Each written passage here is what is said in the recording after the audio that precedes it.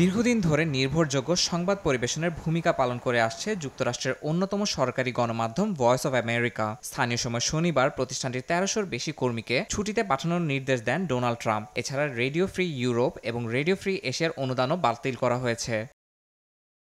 নির্দেশের একদিন আগে ট্রাম্প সরকারি তহবিলে পরিচালিত সংবাদ মাধ্যম ভয়েস অব আমেরিকার মূল প্রতিষ্ঠান এবং আরও ৬টি ফেডারেল সংস্থাকে কর্মী ছাঁটাইয়ের নির্দেশ দিয়েছিলেন। ভয়েস অব আমেরিকার পরিচালক মাইকেল অ্যাব্রামোভিচ সামাজিক মাধ্যম লিঙ্কডইনে এক পোস্টে জানান, ৮৩ বছরের মধ্যে প্রথমবার বহু ভাষাভাষীর ভয়েস অব আমেরিকা নীরব হয়ে যাচ্ছে। তাকে সহ প্রতিষ্ঠানটির সাংবাদিক, পরিচালক ও সহকারী কর্মকর্তাদের প্রশাসনিক ছুটিতে পাঠানো হয়েছে। ১৯৪২ সালে নাৎসি প্রচারণার মোকাবিলা করতে প্রতিষ্ঠিত হয় ভয়েস অব আমেরিকা। বর্তমানে এই সংবাদ মাধ্যম প্রায় ৫০টির বেশি ভাষায় সম্প্রসারিত হচ্ছে এবং প্রতি সপ্তাহে ৩৬ কোটি মানুষের কাছে সংবাদ পৌঁছায়। ২০২৪ সালে তাদের বাজেট $৮৮,৬০,০০,০০০ বরাদ্দ ছিল। নতুন নির্দেশনার কারণে প্রতিষ্ঠানটির কর্মীদের এক বিশাল অংশ অকার্যকর হয়ে পড়েছে। এরই মধ্যে সিউল ব্যুরো চিফ সহ অনেকেই অফিসিয়াল সিস্টেম ও অ্যাকাউন্ট থেকে বিচ্ছিন্ন হয়ে পড়েছেন।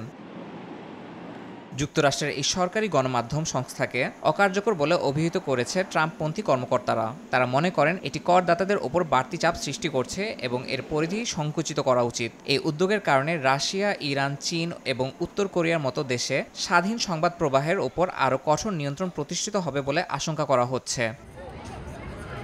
ট্রাম্প প্রশাসনের এই সিদ্ধান্ত নিয়ে আন্তর্জাতিক অঙ্গনেও প্রতিক্রিয়া দেখা দিয়েছে। তীব্র নিন্দা জানিয়েছে রিপোর্টার্স উইদাউট বর্ডার্স। ইউরোপের বিভিন্ন দেশ ও মত প্রকাশের স্বাধীনতার পক্ষে কাজ করা সংগঠনগুলো উদ্বেগ প্রকাশ করেছে।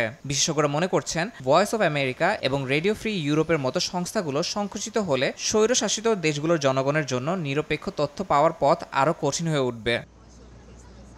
ইয়াসিন মোহাম্মদ জিসান, সময় সংবাদ।